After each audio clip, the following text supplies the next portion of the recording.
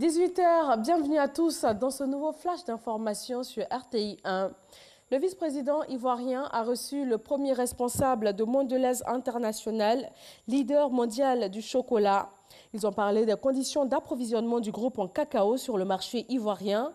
La Côte d'Ivoire est un premier pays producteur mondial de cacao avec une production en hausse ces dernières années. La directrice générale de la Banque mondiale, Kristalina Georgieva, est à Abidjan. Elle s'est rendue ce mercredi à Bangerville où elle a visité l'hôpital général et ensuite à l'université Félix Houphouët-Boigny d'Abidjan. Le point de sa visite avec Alexis Ouedraogo. L'hôpital général de Bangerville fait partie depuis 2016 des 402 établissements de premier contact qui expérimentent l'approche du financement basé sur la performance. Chaque service de l'hôpital compte un point focal de mise en œuvre du financement basé sur la performance. Et ce point focal est chargé du suivi de toutes les recommandations qui sont faites à l'endroit de l'hôpital pour l'amélioration de ses prestations. Une initiative appuyée par la Banque mondiale. Ce mercredi, la directrice générale de l'institution est venue apprécier les résultats sanitaires, les succès et difficultés.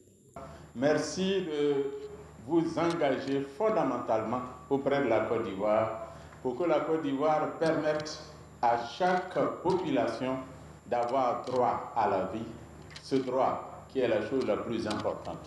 Avec une réduction de la mortalité maternelle de plus de 83%, Kristalina Georgieva se dit satisfaite des résultats obtenus et confirme de nouveaux appuis de la banque. Nous sommes très impressionnés par le niveau de performance. Dans cet hôpital, la performance a été multipliée par 2 pratiquement comparée au niveau de l'année dernière. Nous avons la conviction à la Banque mondiale que l'autonomisation des femmes est non seulement bon pour les femmes, mais c'est également une chose intelligente à faire en faveur des femmes bien sûr, mais de la communauté et du pays.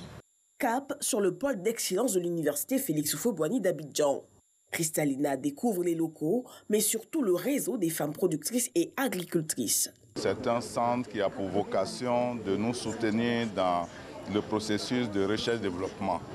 Le centre va soutenir la transformation, la conservation, mais aussi l'amélioration de la productivité de tous les efforts que les femmes font. Je voudrais donc remercier la Banque mondiale et dire que nous sommes très heureux de la qualité de la coopération que nous entretenons avec la Banque.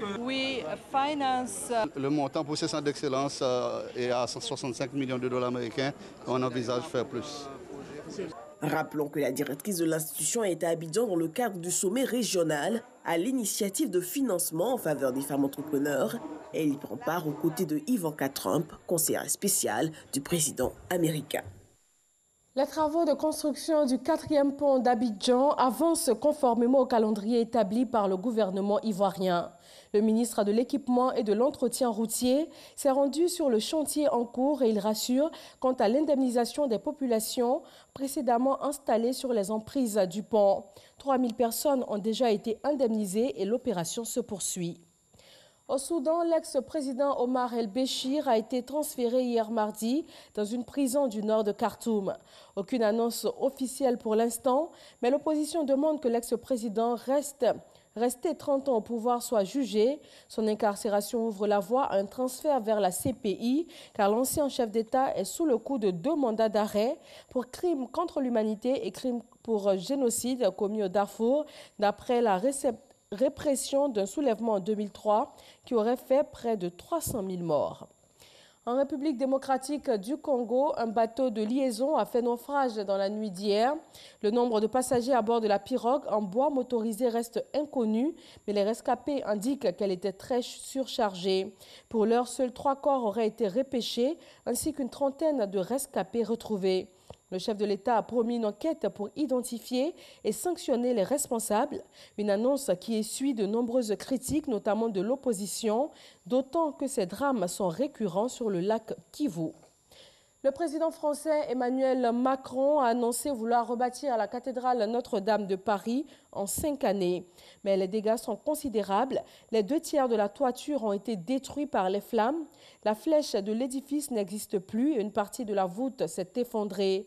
Des doutes subsistent alors sur l'état de la structure et sur le délai de 5 ans pour la reconstruction de Notre-Dame. Et voilà, merci à tous de nous avoir suivis. Retrouvez tout de suite l'info régionale et le journal à 20 h. À tout à l'heure.